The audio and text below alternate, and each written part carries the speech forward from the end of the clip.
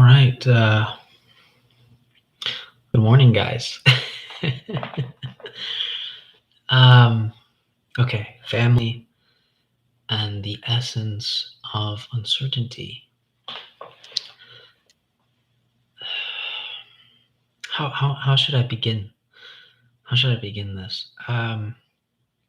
So recently I got back. I was in Florida for about 3 weeks. A lot of things, entered my mind through the course of those 3 weeks, and the concept of family arose. And I kept thinking more about this question of family. What does it mean? What what is what is family? What is how do we define it? Socially, I know that we define it as something. Well, it's like blood relations, right? Simple blood relations. Um, you're my brother, you're my sister, so on. And I talked about this in my last video about it's so messy because the concept of family is also so socially ingrained that I'm not really sure what family is. And this was the question that was started becoming troublesome for me. The concept of family, because the concept of family immediately what follows in the concept of family is obligation and these implicit, almost like laws within the family. That's just the concept of family in general already builds up implicit just obligations, simple statements within the language like, you're my brother. Uh, you have to you should see your father. So it's stuff like that has implicit obligations within the concept of family. However, this again gets very messy because socially, this is understood, or maybe I don't even want to say socially, culturally, this is understood. Many cultures have a certain concept of family, but in my experience, family as a concept within the cultural experience um, always follows obligations. Cultures have certain obligations pertaining to the concept of family um, within that culture. But again, I think the broad consensus is that family, then there's obligation. But the interesting question about all of this, when we talk about the concept of family and obligations, is what comes first, right? Is it obligation, then family? Or is it that somehow through the course of history we've lost which came first? Or maybe it's pointless talking about which came first. All that I can say is that family and obligation follows very closely to each other. Uh, and then society sort of mingles from this. But then there's the concept of the village, which is also very confusing. Uh, Something that I haven't personally explored, the concept of the village, where I guess immediately I start thinking, if we want to talk about village and then family, It seems like family is a more concentrated um, obligation where the burdens are immediate and heavy. Village, the obligations are dispersed and it can move, it can breathe. And it seems like the burden of the family is very apparent. It's very apparent with the obligations. There's no dispersive capability. I mean, once you are in the role of a brother, of a son, of a mother, of a father, so on, you are immediately obligated. You are immediately immersed in the heavy burden of such things. There is almost no escape from these obligations. I mean, you can escape, but the burden, the you could say the responsibility still exists. You can choose not to do it, but the responsibility still exists, and so on. And it affects the others around you, your brother, your sister, your family, your mother, sister, cousins, so on. And this immediately ties in with the concept of love, right? Immediately, obligations. It's it's such a messy network. I can't even pinpoint where to begin. Do we talk about family? Because when we talk about family, we immediately talk about love, some kind of unconditioned love, right? You hear these statements all the time. Why would you do this to me? I am your brother. Or um, they would never do this to me because I am their son, or something like that. It's just like these sort of unconditional uh, presuppositions about obligations. And then the idea of love also becomes tangled within the mess of family and obligations. And I guess the real question I always have to ask myself is, does love have obligations? Does love require obligations? Uh, are obligations necessary? Well, I mean, I don't know. Obviously, I like the idea about a functioning society, so maybe that's why obligations are necessary to some degree. And social cohesion, obligations become necessary. But love, that's when it gets tricky. And the concept of family is so immersed in obligations, and it tangles itself with love and objects and so on. And I think Freud is a very good example of this. I mean, I think Freud, he really pinpoints the the family problem. Well, he pinpoints, this is my interpretation of Freud, obviously, but in my opinion, he pinpoints how um, one begins to identify and love immediately, uh, just it immerses itself immediately, right? I identify with my father. I have some kind of my mother becomes an object of my desire. It immediately immerses itself. The network is so messy, and then that becomes obligations, and and we can just list the categories, just categories of things that get so intertwined. Identification, the object of my desire, the role that I am playing. I'm playing a son.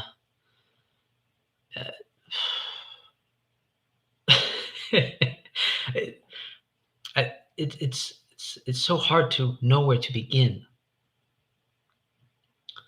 Cadell, I love listening to your thinking over here. Thank you. Thank you. Um,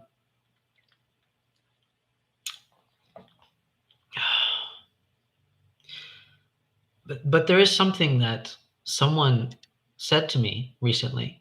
I was talking to a girl, but she said something very phenomenal, actually. Um, she said, "Love is the essence of uncertainty. Love is the essence of uncertainty." And it really began to hit me, that line began to hit me, because My mother, I was sitting down and I was talking to my mother one day, and I have a sibling that it's a very troublesome thing. Like there's a lot of family drama going on, obviously, and my mother always tells me, she says, "I don't know what to do. Um, he's your brother. I don't know what to do." Um, she wants to revive the connection between the whole family, and we're stuck in this sort of helplessness. And I always tell her, I'm like, I don't know what to do. There's nothing to be done, because there's effort to be made on that other side that can't be made, but the person itself. And this is such a troublesome thing. I just don't know, you know.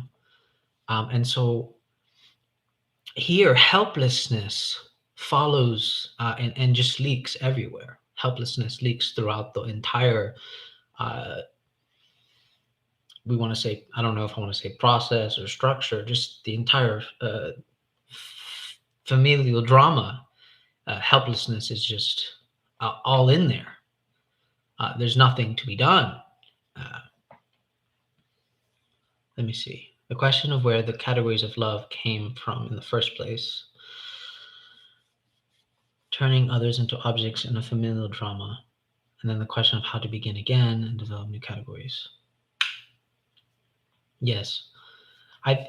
The question of how to begin again is perhaps the greatest familial drama I feel that I am stuck in, uh, because I think family always, historically, always goes back to that question. Like, uh, the family always tends to bring up, oh, so and so no longer talks to us, so and so left us, so and so has passed. This familial drama always, um, reinserts itself into, like Cadell said, like how to begin again. Um, and whether there's an actual death in the family, there's always a death in the family. Like metaphorically, I guess that's maybe the better term. Metaphorically, there's always a death in the family. Someone has left, gone somewhere new. Someone no longer talks to us. Someone, no longer connects with us anymore. The connection is dead, essentially. Familial dramas are so intense that it is impossible for people to begin again. Yes. I think I agree with that. I think I agree with that. I'm in this position now where it's like I've accepted the helplessness of the situations, but I am struggling with the idea that I cannot accept that others have not accepted the helplessness of the situation. Um, if that makes any sense. Like, I accept the helplessness of these situations that arise within the familial drama, but the my own family have not accepted the helplessness of the situations because they are so in love with beginning again, and also, um, obligations, just pure obligations. Um, but their idea of obligations is immersed with their idea of love at the same time, and that's what really gets messy. It's like family becomes the ultimate, uh, I don't know how to put it, icon of what love means to some extent, uh, for personal relations, right? Like you like, I'm your brother, I'm your sister, I'm your something. Like, you should still love me to some degree. You should still have some try to have some connection with me. Um, they may also still be in love with what once was, how things used to be or could be. Yes, absolutely. I agree with that. Um, what's interesting, if we want to talk about death, I remember the death of my grandmother changed the whole structure of my mother's side of the family. It completely changed the whole thing. Um, and so this invigorates what Cadell just said about there is no beginning again. The death of my grandmother completely changed. It like did a whole rework of did a whole rework of the just the family structure. People left. People changed. Um, Siblings changed. My aunts, uncles, they changed. Some of them grew closer. Some of them grew apart. Some of them no longer connect. Uh, it's crazy. I mean, it's really intense. The whole thing, how that whole thing changed, and it really shows how family members grapple with death. You really become enclosed. You really immerse yourself in close proximity to not only how you grapple with death, but how the others around you grapple with death, and it just varies so widely that you can't even, you know. Well, I would say there is no beginning again without either a literal or a metaphorical death of the self. Without either a literal beginning again involves building a new logic which is equal to a new being. Yeah. And I think helplessness has to do something with that. I think accepting helplessness has to do something with that. Um, what did Daniel say? Javier guide us through the maze of relationships. I don't know if I can guide anyone, honestly. But yeah, I think building that new logic, um, helplessness to some degree, but also I have been thinking about this strange philosophy of enduring and what the family means. I mean, it, it's funny enough. I've been watching anime, right? And there was a line, just a funny, strange line that I was as I was watching. Uh, one of the characters said, "Being a ninja is not about strength, but just enduring or whatever." And I thought about the concept of family again. About I, if it's not about being strong or these certain obligations, but I feel like the true essence of family is uh, enduring. There has to be some type of enduring because obviously helplessness is apparent everywhere within this whole process or structure. But to be a family member, to be a brother, to be in any type of way must be some type of enduring. That I am enduring um, all of this.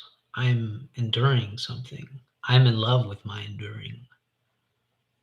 Um, but let me read these comments here. I agree with your emphasis on helplessness. Thank you. Let me see. Beginning again involves building a new logic, which is equal to moving up. That's 100% correct. Yeah, I agree with that too. Ontology and epistemology are deeply linked. Yes, I also agree with that. The whole OG cruise in the digital building. Yes, absolutely. I love it. I love it. I love it. Yeah.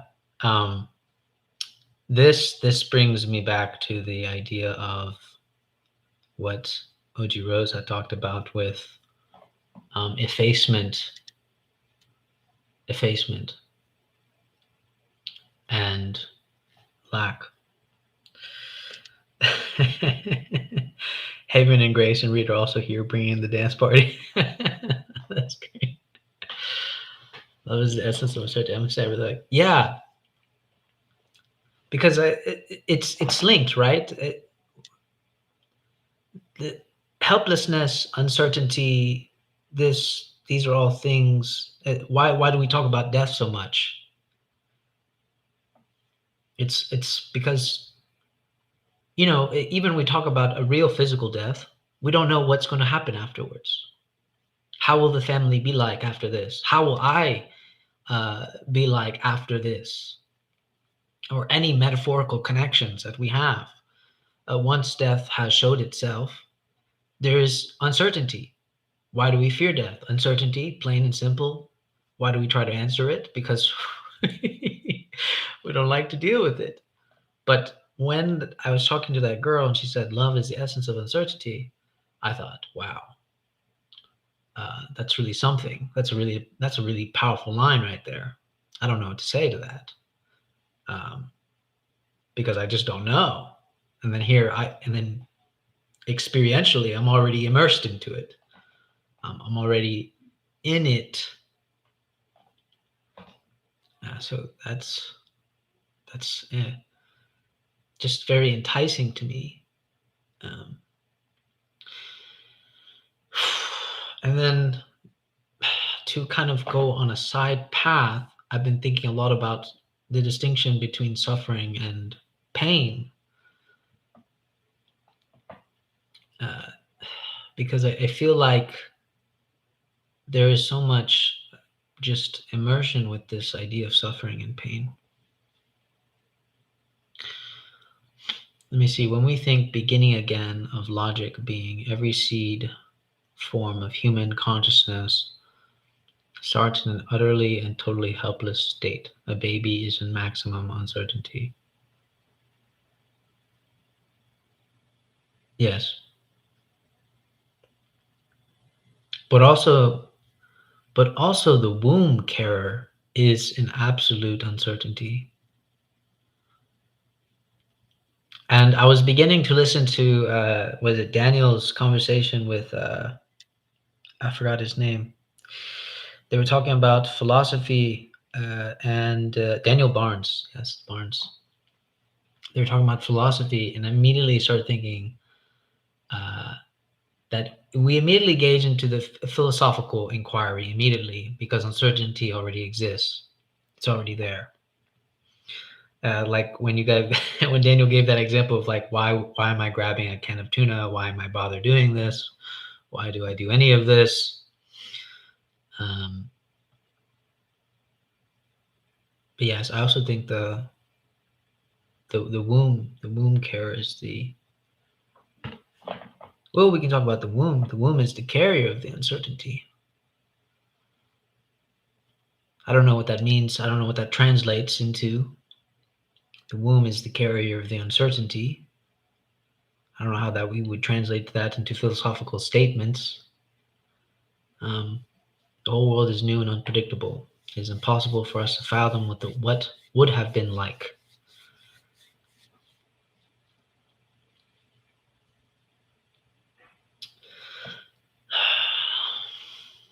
The other. Okay.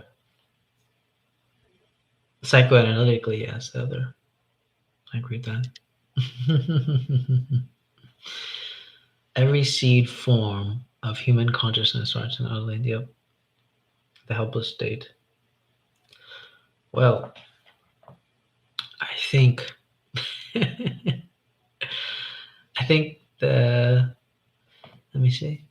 I really enjoyed that talk with Samuel Barnes, and the idea of philosophy is my question is important, at least human. Yes, I liked what he said about Hume, what he was saying about uh, that he feels like when he took the course or the master course of philosophy, that he feels like Hume, they didn't really tackle Hume like seriously. That's kind of putting my own words in it, but there is a sense where he basically says that he feels that they didn't really tackle Hume as seriously, or they didn't. They kind of, the interpretation of Hume kind of goes unquestioned. But now he starts to read Hume and he starts to see that there is something more to Hume. Let's see what else. This means philosophy can entail its own effacement if it's not careful. Yes. We need to train philosophy to have negation instead. Thus, Hegel, the need for a return to common life and all that great stuff. And, well, you know, I always love the return to common life. That I always love the return, the great return to common life, because uh, I find myself constantly returning.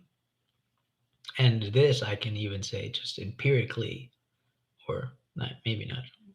Well, maybe I can just say experientially, I find myself constantly returning, but returning back to what?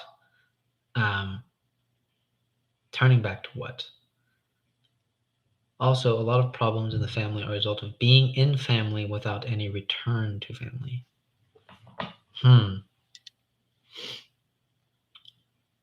A result of being in family without any return to family. What, you know, that's a good question, Daniel. I would like to talk about that. What does a return to family um, mean? How does one properly return to family? I know you've already alluded to it with the idea of negation and so on, and avoiding effacement. But I do like this question of what does it mean to properly return to family without, because it seems like we ask the question all the time, right? About we should return to family, we should love each other, and so on. But it seems like the real unconscious sub question, which I I loved hearing that dialogue between you and Barnes, is the real sub question of returning to family is actually not returning to family. They're actually still in family. They're still the result of being in the family. Um, Let me see. Same goes with relationships in general. But of course, that gets us to the whole discussion of what is this return? Yes. And thus 10,000 papers. Absolutely. Uh, yes, I'd love to discuss that. Well, you just got lassoed into the OG Rose conversations. Yes, I would love to discuss what does return to family mean exactly. Um, maybe you can help me with put some human there for return to family and so on, because I find this now very interesting. What does it really mean to return to family? Because social obligations consciously say this, right? This idea of that we should return, right?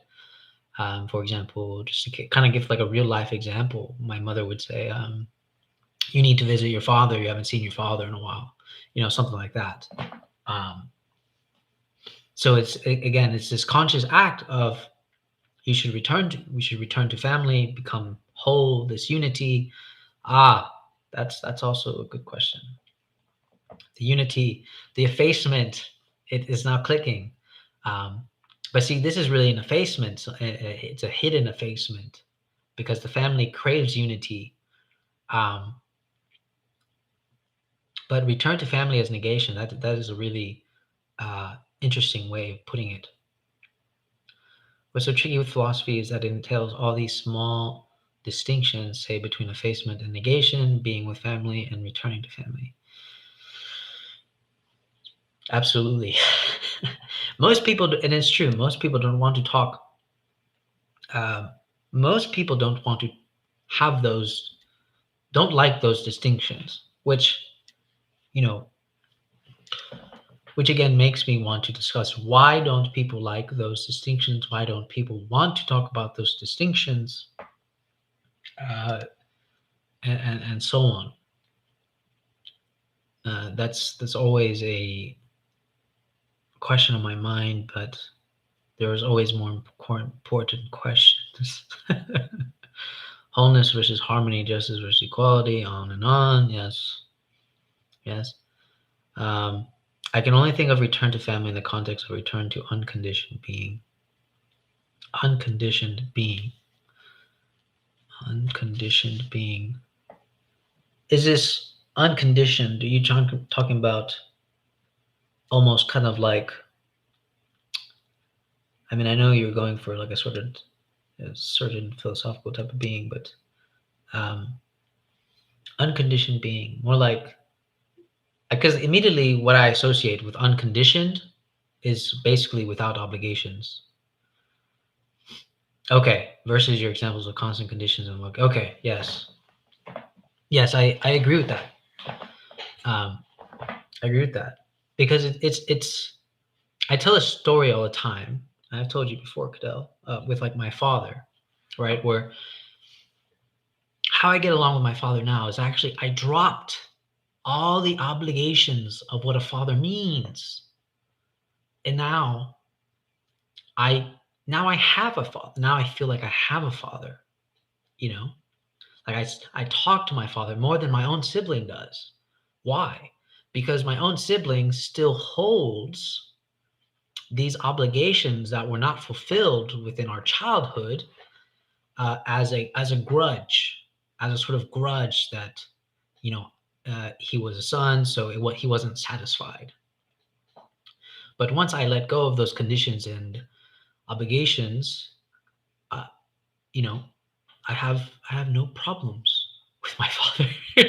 I have no problems with him, uh, and so on. So I think that's a perfect way of putting it. The return to family of obligations, dropping these obligations.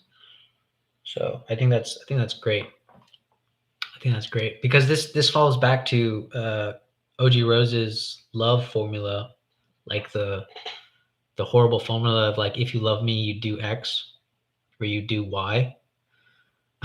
you know. Let's see. Great Cadell. I certainly think return and unconditionality. Conditionality turns being into being per se, absolute knowing into mere knowing. This gets into holding a bird with open hand image. Yep. How do you start thinking about return to family? Yeah, this is what I want to discuss in general about what how do we start thinking about returning to family without being immersed into obligation and so on, because language is really big in this. In my understanding, family is before gift, before status, before commodity. Hmm. Before before gift, before status, before commodity.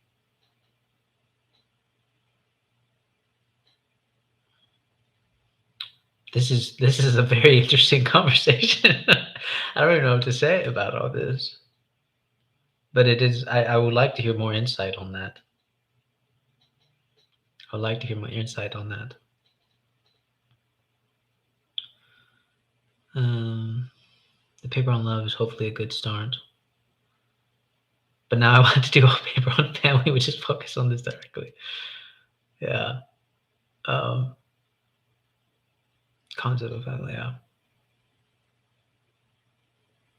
Well, I'm so happy that you guys showed up.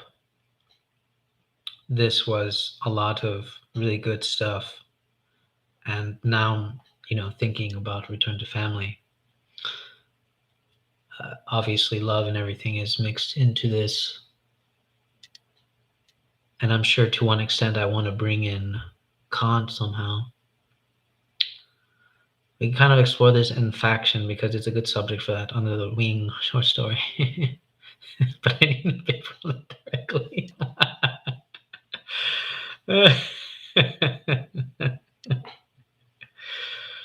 uh, yes, for some reason I strangely want to bring in Kant. Hmm. Because when I was reading Kant in the preface,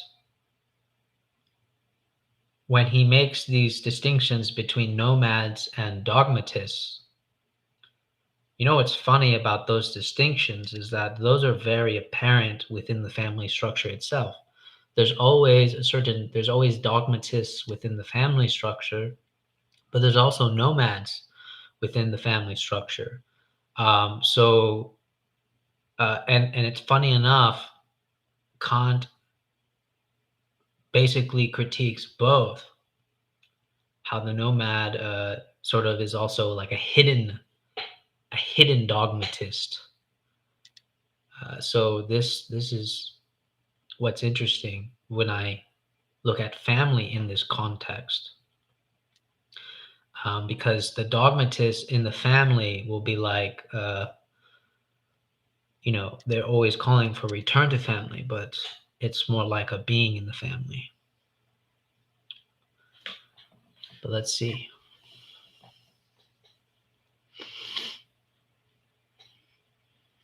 I'm interested in how it is becoming more and more common for people to invest their love in pet animals over human beings. That is very true. That is very true. I'm actually reminded of my mother in this one. Um, this is very interesting. There's something about investing love in human beings that seem to push people to certain limits of their capacity to bear suffering. Yeah. Uh-huh. Absolutely. Well, you see it in the memes, right? People rather love animals than people. What is it about people that cause this sort of pushing away?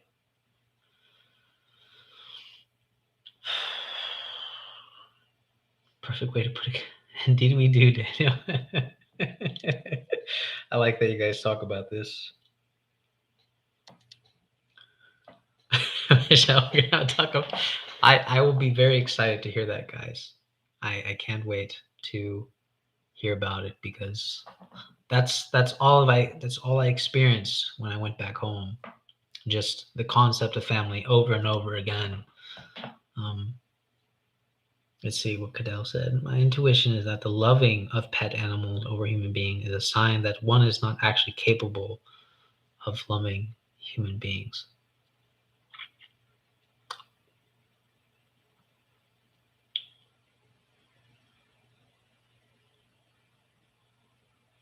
It's definitely a symptom. I agree with that. It's definitely a symptom of such a thing. It's definitely a symptom of such a thing. It falls into avoidance of when I had created that formula of avoidance. Choosing animals over human beings avoidance, is avoidance, absolutely. If you rather focus all your love in an animal than a human being, it's definitely a form of avoidance. You're not choosing to grapple with something. You rather love something easy, and loving an animal is easy to. It's funny because if we look at the loving an animal, the animal doesn't really uh, enforce obligations on you, except other than keeping it alive, right? So that's a really interesting thing to intertwine again about obligations and conditions, because why is the animal easier to love? Immediately I start thinking, well, the animal doesn't require obligations, other than just keeping it alive. So loving pet animals is an easy escape. Yes. But nonetheless, it does say something about love. Um, it does say something about love.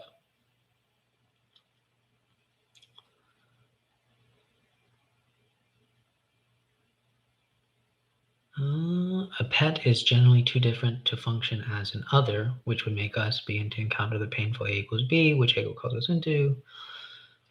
Another cannot be too different or too new, strangely a balance between similarity and difference.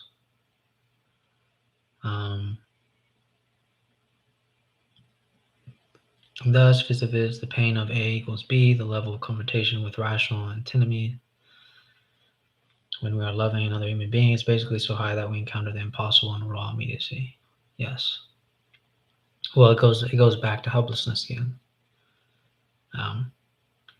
We avoid the helplessness of loving a human being, whereas it's very easy to love an animal. Where's the helplessness in loving an animal? There is no such thing. Plain and simple. Helplessness does not exist in loving an animal. Um, we're never so helpless as when we are in love. Yes.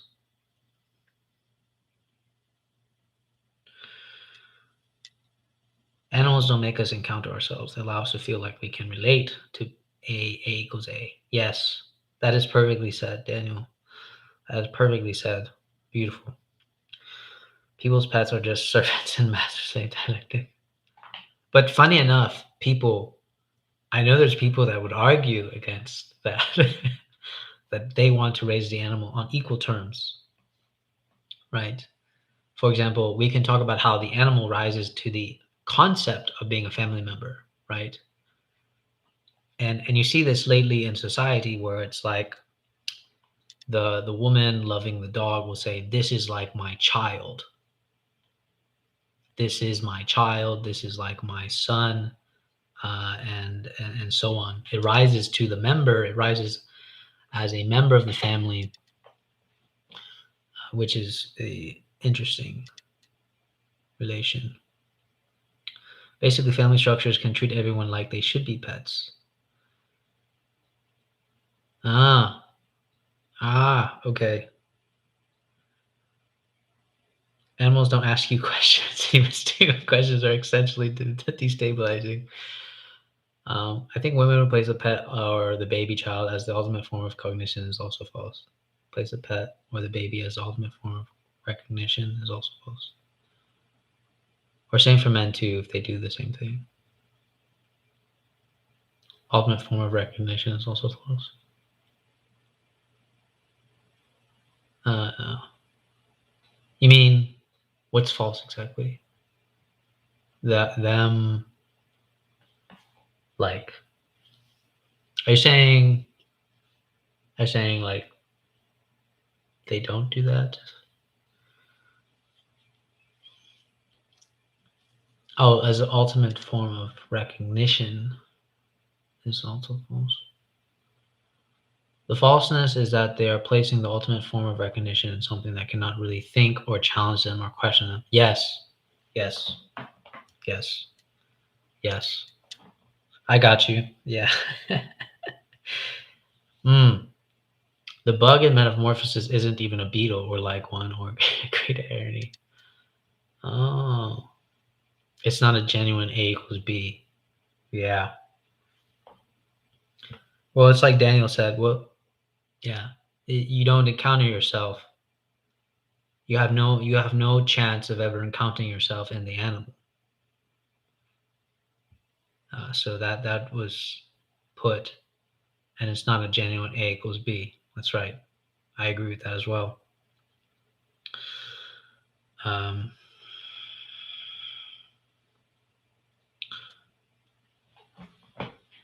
what is Bigfoot? A human wife team is where the real recognition lies.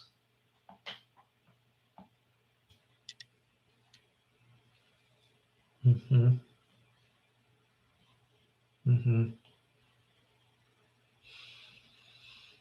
Or at least as an example of it. Yeah. Yeah, I'll take that. Yeah. Mm-hmm. Mm. If I shall. Unless it's Bigfoot. Oh, this has been a great, great, great, great dialogue here. I'm loving all this right now, guys. This is great. Animals are where love and like blur and never make you realize you're blurring them.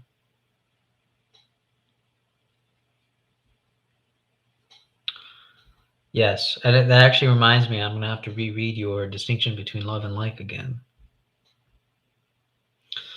which is good. Um,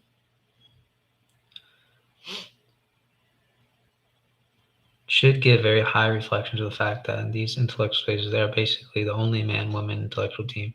Yes, that's true. That is true. That is very true. That is definitely it does make us blush.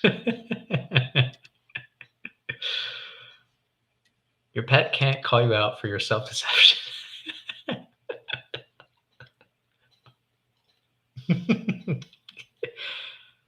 Oh, man, yes. Yes, your pet cannot call you out for your self-deception. Oh, can't think of another one. Daniel's in for sweet sweet loving tonight. No pressure. Oh, man.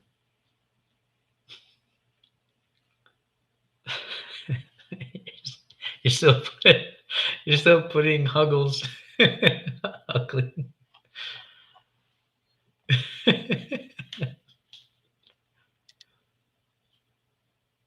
This is great.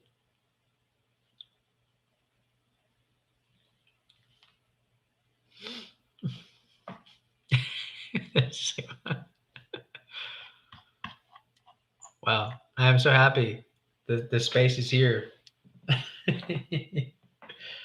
That all of you guys are here. It's like a little reunion. Should I say family? We don't have any pets to distract us. Mm.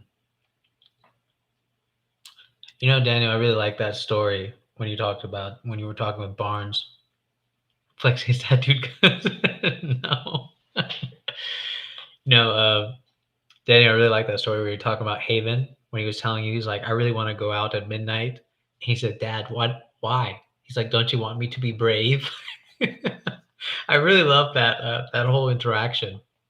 It's like, why, Dad? Why don't you want me to be brave? And Daniel's like, it's not even about that, Hayden. Just go to bed. I really, I really enjoyed that whole interaction. That really made me laugh. Uh, that sort of inquiry about why, Dad, don't you want me to be brave into the wilderness at midnight when I should be in bed?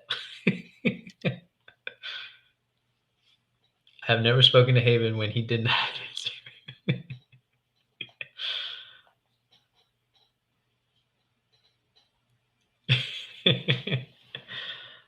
It's gonna be great.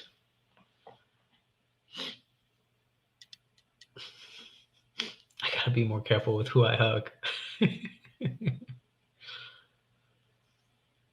Oh man. Hmm. So the return to family question will continue.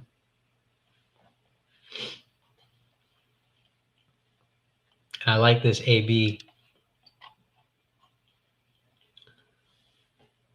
because to be in the family is still A and A, right? A/A. You still want to be A equals A, not A equals B, not A/B. I just want to add that this topic is of endless fascination. Yes, Michelle, absolutely. Mm. In family equals A/A. Yes. I love that. I mean, I just love that whole idea in general because it's truly true. Funny enough, when people talk about return to family consciously, they're still saying A/A. They're still talking about A/A.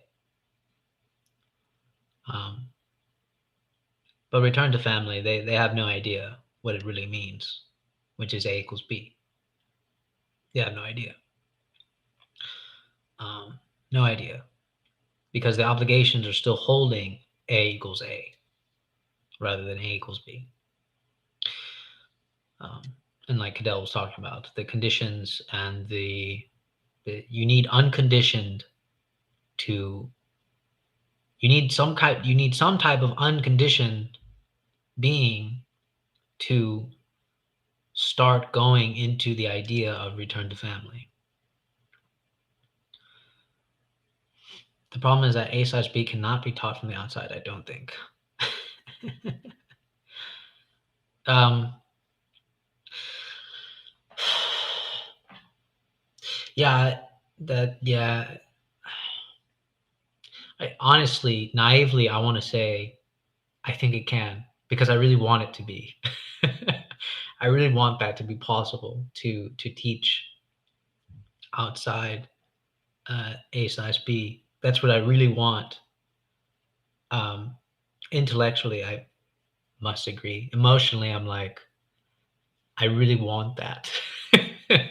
I really want that as a possibility, a sort of naive hope that that is possible. Um, but outside ego's disembodied. uh, yes, naturally, we naturally want that. Yes, which is another interesting question to ask. Why do we naturally want that?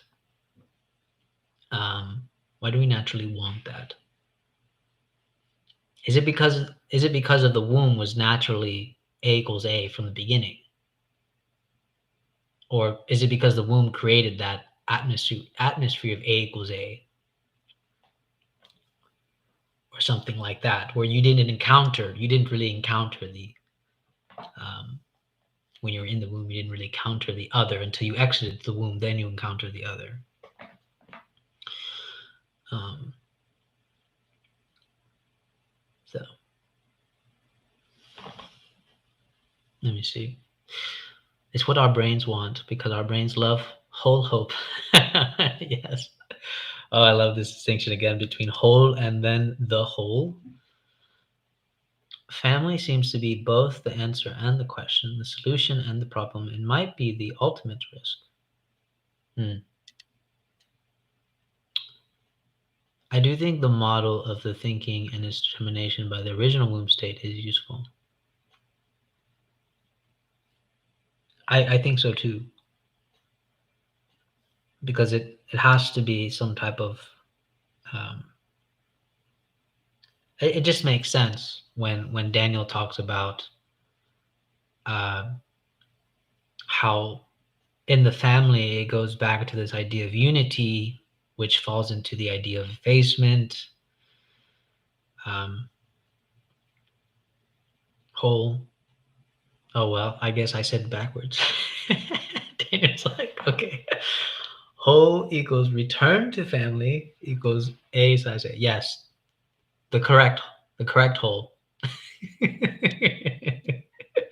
We have our first bot. Yes, awesome. Von Rent. uh, uh, okay. So this stream is where's Love Face? This stream has gone for an hour now, and I love this. I bought. uh, let me see, Daniel. Of course, the problem is that the whole of A/B is very strange. Do you mean strange? Uh, Incomplete. Incompleteness. Daniel. uh, Spelling is hard. Is it strange? Okay. Is a very strange. Oh, is a very strange incompleteness. I got it. Incompleteness. So I guess if we were to go back then, return to family would be how does one deal with this strange incompleteness where returning is always maybe being in this strange incompleteness or accepting the strange incompleteness. Uh, Whole equals incompleteness, so easy confused with whole. Yeah, Honestly, I get so lost even when you guys spell it out for me. Daniel will be like, "Well, we're talking about the WHOLE versus the HOLE."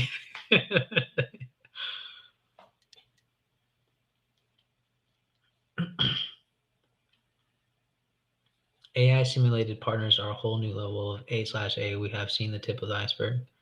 Oh yes, that reminds me of the movie. What is it? That one actor falls in love with a computer or something like Siri almost. That would be interesting to look at eventually. For me, that would be very interesting to look at and study that whole movie where the guy falls in love with just an AI. Oh, it's called Her. Yes, yeah, yeah. That is definitely the essence of A/A.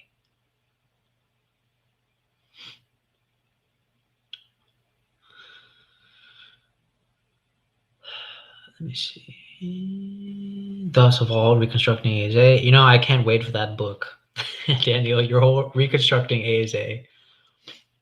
And because we are that ontological, ironic mixture, we are capable of both seeking wholes and accepting wholeness. Mm.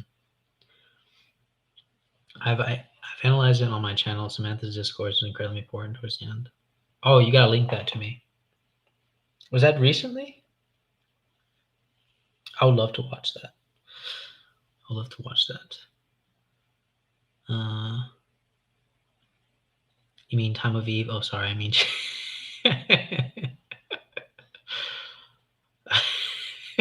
Daniel.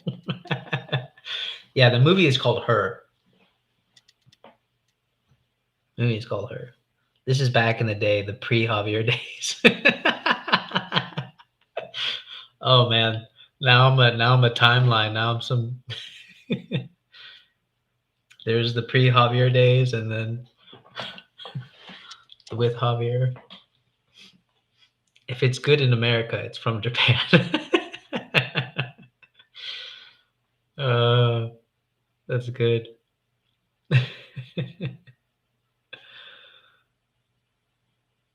Okay, man, you are a timeline. uh, I accept it. I am a timeline. No, I think you're a time cube. I like that too. Much more three-dimensional. Mm.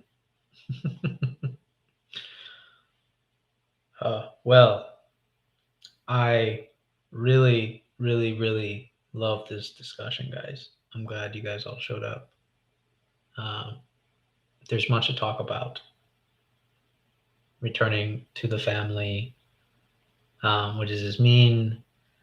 Uh, how does this look like? Obviously, we're talking about some type of impossibility, maybe, maybe not.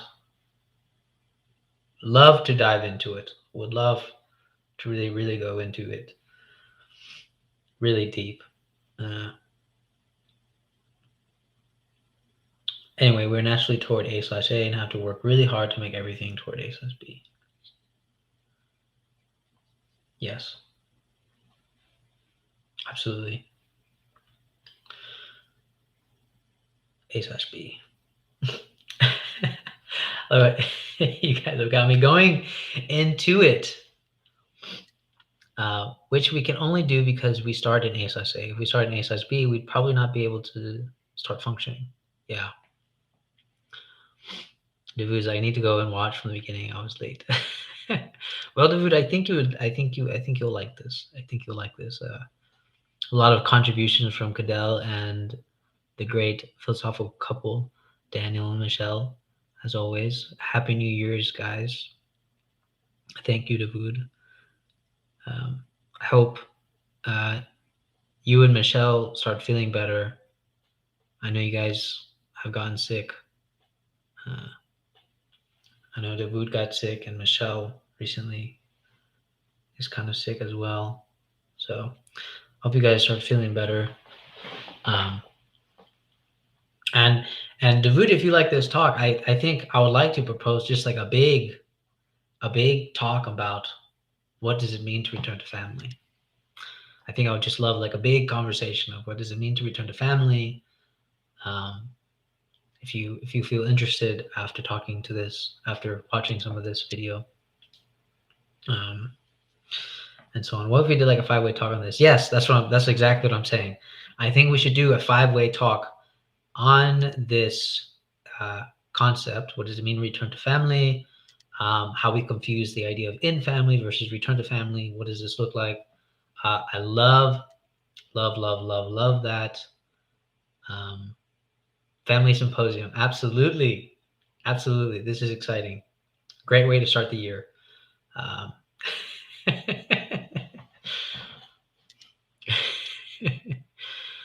uh, but not Family Ed and Gymcast. No.